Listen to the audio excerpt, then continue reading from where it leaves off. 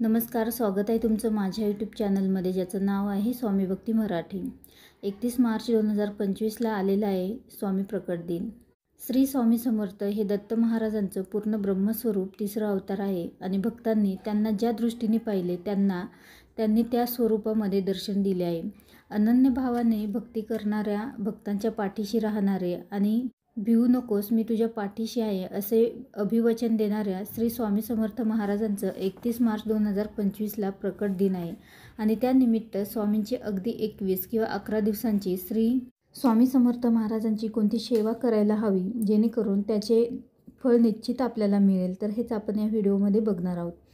तर video skip न करता संपूर्ण बघा आणि जे कोणी नवीन असेल या चॅनलवरती तर सबस्क्राईब करा। तर बघा, आपल्या घरामध्ये लहान बाळ असेल किंवा जॉब साईटसाठी बाहेर जावं लागतं, इतरही काही कामे असतात, तर अशा वेळी स्वामी सेवा आपल्याकडून होत नाही आणि त्यासाठी देखील अगदी 5 मिनिटांची देखील तुम्ही सेवा करू शकता। बऱ्याच वेळा आपण सेवा करतो पण त्याचं हवं तसं फळ आपल्याला मिळत नाही। खूप आयुष्यामध्ये दुःख यातना सहन कराव्या लागतात, त्यासाठी आपण सेवा करत असतो। तर त्यासाठीच आपल्याला श्री स्वामी समर्थ प्रकट दिनानिमित्त 11 मार्च ते 31 मार्चपर्यंत आपल्याला स्वामी समर्थ महाराजांची काही सेवा आपल्याला करायची आहे। तर कोणती सेवा आपल्याला करायची आहे तर बघा, स्वामी चरित्र सारामृत आपल्याला ही सेवा 11 मार्चपासून ते 31 मार्चपर्यंत ही सेवा आपल्याला अशी 21 दिवसांची करायची आहे।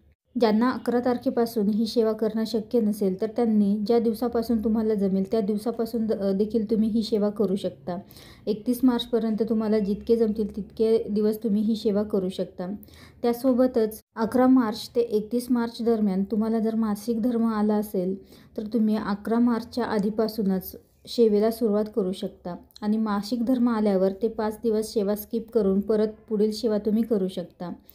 यासोबतच तुम्हाला 21 पारायण करायचे असतील तर ते देखील तुम्ही करू शकता। त्यासोबतच रोज तुम्हाला ही सेवा करणं शक्य नसेल तर रोज कमीत कमी स्वामी चरित्र सारामृतामधील 3 अध्याय तुम्ही पठण करू शकता।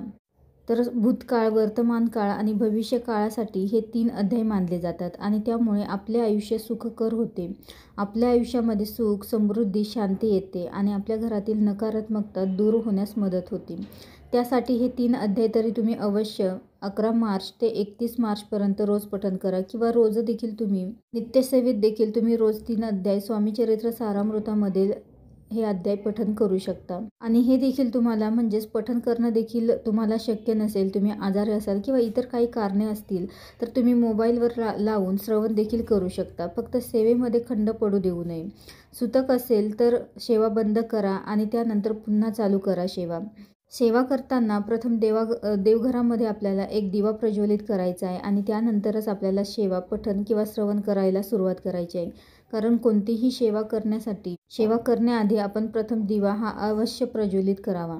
आणि त्यासोबतच सेवा करत असताना फक्त एक वेळ आपल्याला पकडायची आहे। म्हणजे सकाळी जर तुम्ही सेवा करणार असाल तर पहिल्या दिवसापासून ते 21 दिवस आपल्याला सकाळीच सेवा करायची आहे आणि दुपारी करणार असेल किंवा संध्याकाळी करणार असाल तर पूर्ण 21 दिवस आपल्याला त्याच वेळेला सेवा करायची आहे। तर अशी एकच वेळ ठेवा, फक्त दुपारी 12 ते 12:30 या वेळेमध्ये आपल्याला सेवा करायची नाही। तर ही वेळ सोडून इतर कोणत्याही वेळी तुम्ही सेवा करू शकता। तुम्हाला ही सेवा संकल्पयुक्त करायची असेल तर तशी देखील तुम्ही करू शकता किंवा संकल्प न करता देखील तुम्ही ही सेवा करू शकता। कोणतीही सेवा करताना आपल्याला त्यासाठी त्या बदल्यामध्ये काही हवंच यासाठीच नाही करायची। तर आपण ज्या काही सेवा करत असतो, जे काही पारायण करत असतो, तर त्यामुळे घरातील वातावरण पावन आणि मंगल होते आणि यासाठी देखील आपण सेवा करू शकतो। ही सेवा केल्याने तुमच्या ज्या काही इच्छा असतील तर त्या इच्छा देखील पूर्ण होतात आणि त्यासाठी अवश्य तुम्ही 11 मार्चपासून ते 31 मार्चपर्यंत स्वामी चरित्र सारामृत ही सेवा करा।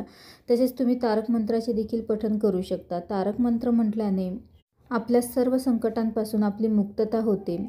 तसेच तारक मंत्र म्हटल्याने घरातील नकारात्मकता देखील दूर होते। तर एक तांब्यामध्ये स्वच्छ पाणी घ्यायचं आहे, देवघरामध्ये दिवा प्रज्वलित करायचा आहे, धूप अगरबत्ती लावायची आहे आणि त्यानंतर बसायला आसन घेऊन तांब्यावर आपला उजवा हात ठेवून तारक मंत्राचे 11 वेळा पठण करायचं आहे आणि हे पठण करून झाल्यानंतर हे पाणी आपल्या मुलांना, घरातील सर्वांना थोडं थोडं प्यायला द्यायचं आहे यामुळे आपल्या मुलांची प्रगती होते. आणि थोडंसं पाणी आपल्या संपूर्ण घरामध्ये देखील शिंपडायचं आहे. फक्त टॉयलेट बाथरूम सोडून आपल्या संपूर्ण घरामध्ये शिंपडायचं आहे.